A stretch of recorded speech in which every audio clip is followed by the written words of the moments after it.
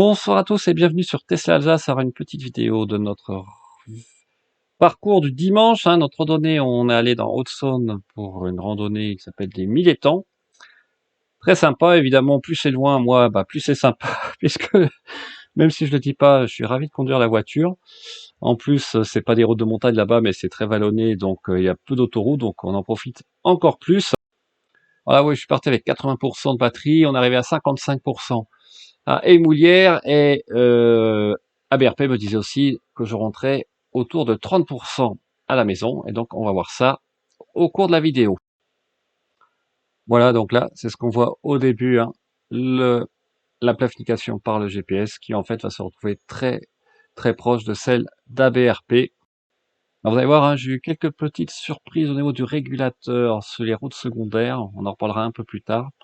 Notamment à l'aller, ça m'a un peu surpris. Et là, je vais vous remontrer encore, vous savez, avec le FSD, l'entrée, on va dire, semi-automatique sur autoroute. Donc là, vous voyez, je suis au régulateur avec maintien dans la voie. La voiture fait tout toute seule et elle va réaccélérer progressivement. Alors, généralement, c'est moi qui accélère aussi. Je mets un coup d'accélérateur en plus pour quand même aller plus vite à la vitesse optimale, et puis après un coup de volant avec le clignotant, et en théorie c'est bon, s'il n'y a pas de voiture, on s'insère, mais évidemment il faut faire très attention. Là, pour vous montrer encore quelques petites incongruités du GPS qui me met 110 sur autoroute alors que c'est clairement 130, confirmé par Waze, ABRP et Google Maps, donc avec ça j'étais plutôt tranquille, plus autoroute. Et là, pour vous montrer toujours l'estimation à Émoulières. Un peu plus au sud-ouest, on sort de l'autoroute, avec là, vous allez voir la sortie semi-automatique. Vous verrez aussi un peu plus tard, j'ai mis d'autres vidéos partant de pluie, pas si prononcées que ça, et l'autopilote en navigation se désactive, c'est-à-dire que la sortie semi-automatique, la seule ligne bleue disparaît, j'ai plus que le maintien dans la voie classique, donc la voiture n'aime pas trop quand la visibilité se réduit.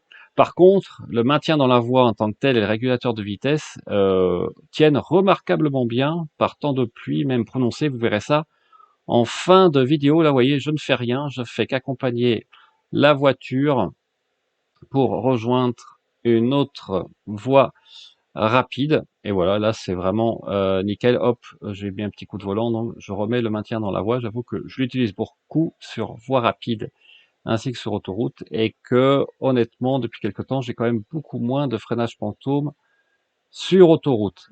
Dans d'autres circonstances c'est différent, mais sur autoroute aux voies rapides, même s'il y a des camions qui serrent un peu à gauche, bon pas trop évidemment, j'ai quand même beaucoup moins de freinage fantôme, donc c'est beaucoup plus reposant, mais il faut rester évidemment quand même assez prudent. Là on va voir la fin de la procédure avec encore une entrée sur une voie rapide. Vous voyez, j'ai toujours la ligne bleue simple, et donc on met le clignotant, on met le petit coup de volant, et hop, la voiture va se décaler tout seul à gauche, en vérifiant évidemment quand même qu'il n'y a personne sur la voie adjacente. Alors une des bonnes nouvelles, c'est que les essuie-glaces marchent nettement mieux maintenant. Voilà, j'ai quasiment plus aucun souci. Par contre, vous voyez que avec cette petite pluie, j'ai quand même mauvaise condition météo détectée, et donc la navigation en autopilote là n'est déjà plus active. Bon, honnêtement, c'est pas bien grave, on peut s'en passer. C'est pas non plus un problème majeur. Et là, on continue notre petit bonhomme de chemin et on va arriver à un rond-point en sortie de voie rapide. Et voilà, la voiture arrive tranquillement jusqu'au rond-point, et c'est là qu'on commence à prendre encore plus de plaisir avec la voiture sur les petites routes sinueuses. Et Dieu sait qu'on a des routes sinueuses en France, donc ça, c'est une bénédiction avec la Model 3 notamment. Alors voilà, ces fameuses petites routes, vous voyez, où j'ai pas de ligne de démarcation, donc là évidemment le maintien dans la voie ne fonctionne pas. Mais là la voiture, en fait, je trouvais qu'elle n'anticipe pas bien les virages avec le régulateur de vitesse adaptatif. Vous allez voir ça. Je vais le mettre, je fais évidemment très attention. Donc là, en fait, c'est pas recommandé. Je vous recommande pas de mettre le régulateur dans telle condition. Vous voyez, je trouve que la voiture va un poil vite. Elle ne ralentit pas. Alors peut-être parce que elle lit moins bien la route, parce qu'il n'y a pas les lignes de démarcation, notamment la ligne à droite qui démarque la route. Mais bon, ça m'a un peu surpris. Mais honnêtement, c'est vrai que dans ces conditions-là, c'est pas vraiment les circonstances pour mettre le régulateur. Peut-être là, effectivement, quand vous avez une grande ligne droite, vous pouvez mettre le régulateur. c'est plutôt reposant. Mais là, ouais, pareil, hein, la voiture ne détecte pas les lignes, évidemment, donc il n'y a pas de maintien dans la voie pour ceux qui voudraient essayer. Et là, vous voyez, pareil, je trouve que la voiture va un peu vite, donc je suis obligé de reprendre la main pour pas passer trop vite dans les virages. Et d'ailleurs, c'est tant mieux, hein, parce que il faut mieux rester concentré et c'est plutôt à nous à contrôler le véhicule plutôt que être passif et se retrouver à devoir freiner brutalement parce qu'on voit que la voiture arrive trop vite. Donc là, je fais vraiment pour vous montrer. Alors, quant aux caméras, elles marchent plutôt bien. Là, vous voyez, ça détecte bien le vélo. La voiture ralentit toute seule sous régulateur automatique. Par contre, j'avais eu un camion, vous voyez, la dame me dit gentiment de passer, en bord de route qui dépasse un peu. Et là, la voiture n'a absolument pas ralenti. Ce qui m'a un peu surpris, je pense que c'était plutôt lié avec le radar là, pour détecter les objets qui sont devant vous, mais s'ils ne sont pas en mouvement, le radar est beaucoup moins efficace. Donc là, c'est plutôt les caméras qui prennent le relais. Et voilà, vous voyez là, on est en train de monter vers Émoulières. Et là, ces petites routes-là, honnêtement, c'est vraiment un régal. Bon, après, faut pas trop abuser de l'accélérateur en gardant évidemment les limites de vitesse en compte, parce que les passagers sont beaucoup moins contents. Voyez, il faut quand même faire attention. Là, il y avait des cyclistes qui descendaient assez rapidement, mais vraiment, quel régal, et avec un confort quand même plutôt bon, même remarquable pour une voiture si basse, en tout cas pour ma Ghost en 18 pouces, j'ai vraiment rien à dire, le confort est tout à fait acceptable. J'aimerais d'ailleurs essayer une fois une performance en 20 pouces, voir ce que ça donne pour pouvoir comparer. Vous voyez là, il faut quand même faire attention. On peut avoir des surprises, donc évidemment là, le régulateur n'est absolument pas recommandé dans de telles circonstances. Alors voici hein, une partie de notre petite randonnée très très sympa. En fait, à la fois on est dans la forêt, puis après on est dans les collines avec la vue sur les 1000 étangs. Vous voyez, on a des voitures au top dans leur forme. On est vraiment dans la France profonde là, très rurale. C'est vraiment sympa avec des animaux de toutes sortes. Voilà, j'ai l'impression de faire mon Jean-Pierre Pernaut du Trésor, mais franchement non, moins de les randonnées, on aime bien. Ça fait du bien, on est dans le calme, et puis ça permet aussi aux enfants de voir autre chose que du béton.